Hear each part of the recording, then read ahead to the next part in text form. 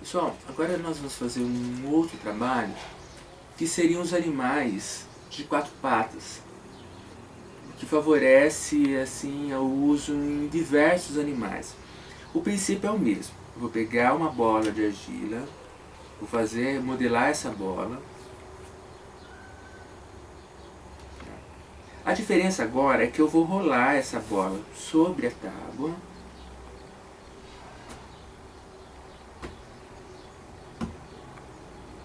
E formar um cilindro que lembra um pouquinho um croquete. Tá? Essa forma eu vou conseguir exatamente deslizando a argila sobre a madeira. A diferença agora é que eu vou usar esse palito, essa faquinha, qualquer outro objeto, né? Lembrando que a gente está trabalhando com criança, é interessante evitar um material mais cortante, mas espátulas sempre são interessantes. Eu vou cortar as duas extremidades desse cilindro, nesse sentido, com um corte, nesse caso aqui, de mais ou menos 1 centímetro a 2 centímetros. Na mesma direção, eu vou recorrer à outra extremidade desse cilindro. Então eu fiz 2 cortes. Esses 2 cortes vão me oferecer exatamente o recurso, a possibilidade de fazer as 4 pernas desse animal de 4 patas. Então eu vou deslocar a argila para baixo.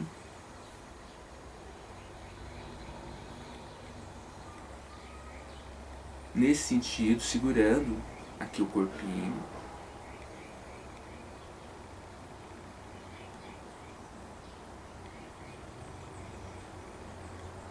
E vou fazer algo parecido com um banquinho. Mas vejam só, o que vai determinar agora a continuidade desse trabalho é exatamente que animal que eu quero fazer.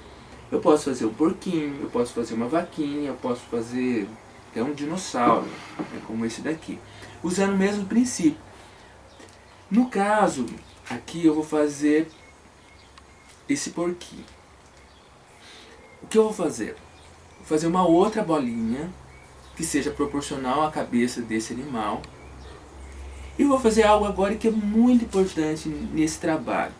Quando eu uno uma parte na outra, que não foi no caso da primeira situação lá daquela galinha, eu tenho que tomar muito cuidado de riscar com certa profundidade todo o contorno da união dessas duas partes agora, que é a bola e o corpinho.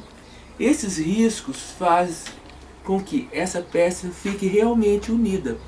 Porque se eu só apenas colocar, o que é muito frequente, depois de secar essa peça, ela vai desmontar. É um erro que eu percebo muito nesses trabalhos escolares.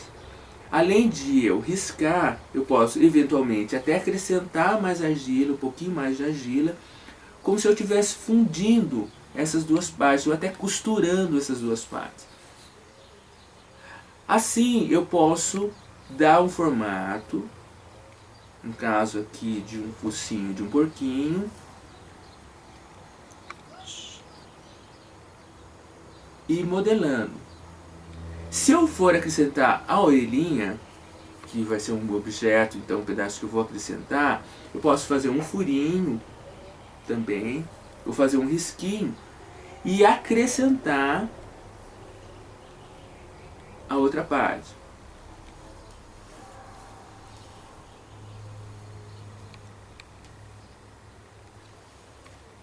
Sempre tendo cuidado de unir ou até riscar se for necessário, para que eu possa realmente ter uma união perfeita.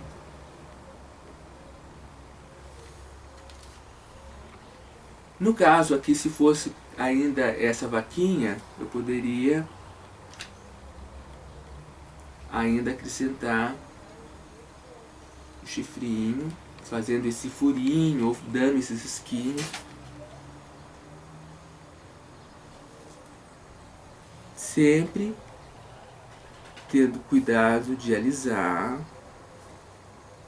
para que depois de seca a peça, ela não venha a desmontar.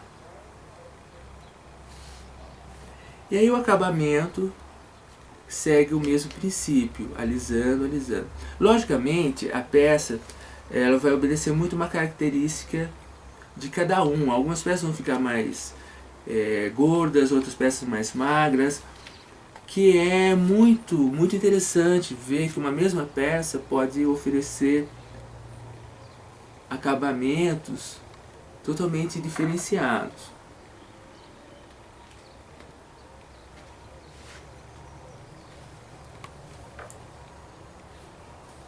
Aqui também eu posso fazer furinhos superficiais para sinalizar a boquinha, mas muita coisa eu posso desenvolver na própria pintura, né? Então nesse caso aqui o olhinho, por exemplo, mesmo o tracinho da boca foi feito anteriormente, mas foi acentuado com a pintura, tá? Então isso é uma característica que a gente acaba desenvolvendo no próprio trabalho, ok?